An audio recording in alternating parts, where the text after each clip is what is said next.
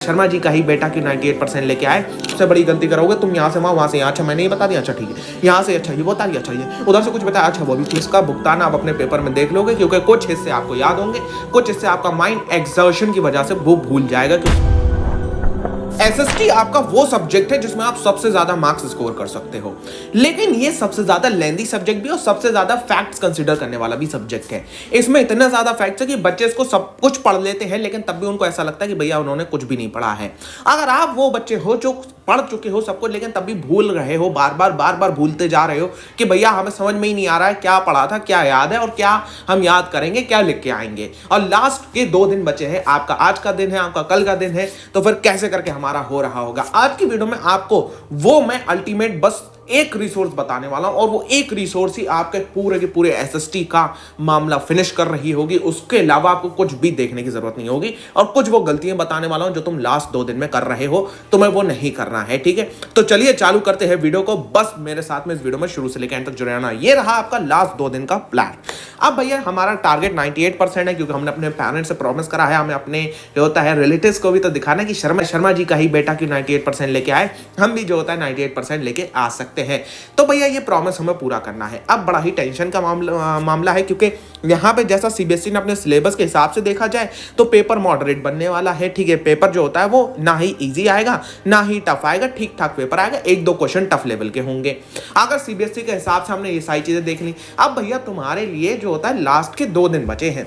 सबसे पहली बात, आपको जो होता है 2-3 चीजें बिल्कुल नहीं करनी है लास्ट के 2 दिन में। सबसे पहली बात है लंबे लंबे सेशंस को देखना, लाइव, वो भी लंबे marathon sessions, PYQ sessions, questions and concepts वाले सेशंस। देखो 5-5 घंटे एक सब्जेक्ट को देना, ये बेवकूफ़ी से बड़ी चीज़ और कुछ भी नहीं हो सकती।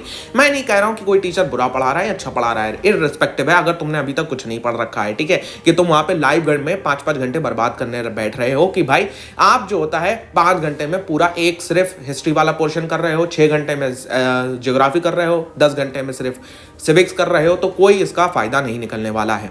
अगर जनाब आपके कोई सा भी ऐसा जो होता है सेशन देखोगे, तो फिर इसका भुगतान आप अपने पेपर में देख लोगे, क्योंकि कुछ हिस्से आपको याद होंगे, कुछ हिस्से आपका माइंड एक्सर्शन की वजह से वो भूल जाएगा, क्योंकि आपने उसके ऊपर एक्स्ट्रा प्रेशर डाल दिया 5-5 घंटे लगातार बैठ के।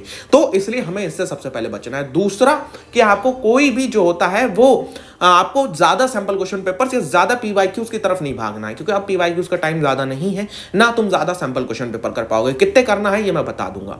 अब तुम्हारे लिए सिर्फ और सिर्फ 2 चैलेंजेस हैं और एक रिसोर्स है, एक नहीं, एक तुम्हारे अपने पास में, एक मेरी रिसोर्स है। बस तुम्हें अगर ये चैलेंजेस मंजूर है तो भाई साहब सबसे पहली बात, जब तुम ये वीडियो देख लोगे, ये चैलेंजेस मैं बता दूंगा तुम्हें क्या है, तो पहले जाना कमेंट सेक्शन में चैलेंज 1 लिखना, चैलेंज 2 लिखना, एक्सेप्ट कर लेना चैलेंज को। और जैसे ही तुम ये वीडियो देख के वापस आओगे जो मैं बताऊंगा, तुम वहां पे चैलेंज 1 को एडिट कर दोगे कि यस सर कंप्लीटेड, चैलेंज 2 को भी तुम एडिट कर दो। मेरे कमेंट सेक्शन में मत लिखना, कम से कम अपने सामने कोई स्टिकी नोट यहाँ पे चिपका देना जिस पे लिख सको कहीं पे दीवार पे कि हाँ भैया चैलेंज 1 है, चैलेंज 2 है, मैं ये करना है, बस हमारा चैलेंज हो गया, हमने अपने आप टिक मार दिया। नहीं तो कमेंट सेक्शन बेस्ट जगह है, क्योंकि बच्चे तुम्हारे कमेंट को लाइक भी करते रहेंगे ताकि तुम्हें याद आता रहे, ठीक है।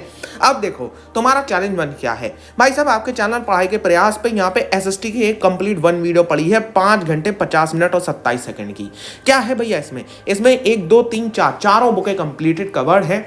भाई मैं यूपीएससी की तैयारी कर रहा हूं, मैं तुम्हें कुछ कम नहीं पढ़ाया है मैंने इस वीडियो के अंदर। इस वीडियो के अंदर एनिमेशन है, इसलिए ये बहुत ज्यादा इसका जो लेंथ है वो कम हो गई है, ठीक है। एनिमेशन के जरिए कॉन्सेप्ट आपके एकदम क्लियर करा दिए गए हैं।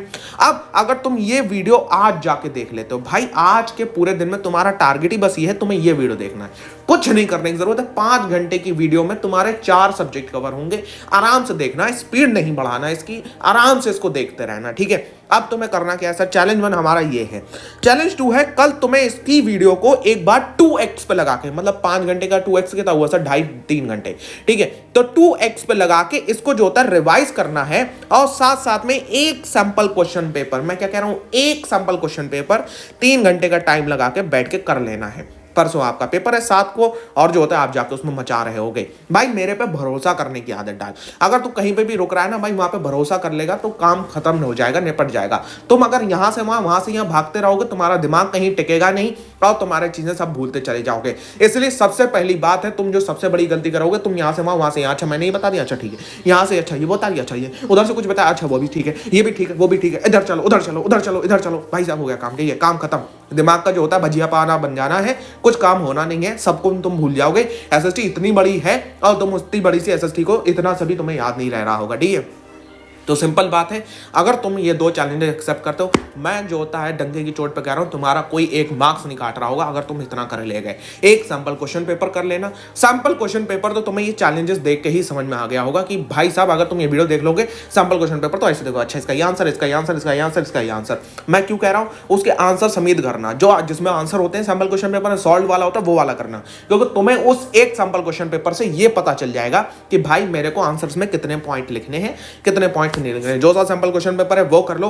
अगर बस तुम्हें ये 2 चैलेंजेस एक्सेप्टेड है, मेरे को कमेंट सेक्शन में आके बताओ, मैं मेहनत कर रहा हूं तुम्हारे लिए। और जो होता है वीडियो को एक लाइक कर देना, और भाई नया आ रहा चैनल पे एक सब्सक्राइब कर देना। मैथमेटिक्स के लिए भी तुम्हारे लिए बहुत अच्छा कंटेंट लेके आने वाले हैं, ठीक है। तो चलिए मिलते हैं आपसे नेक्स्ट वीडियो पे, तब तक के लिए गुड।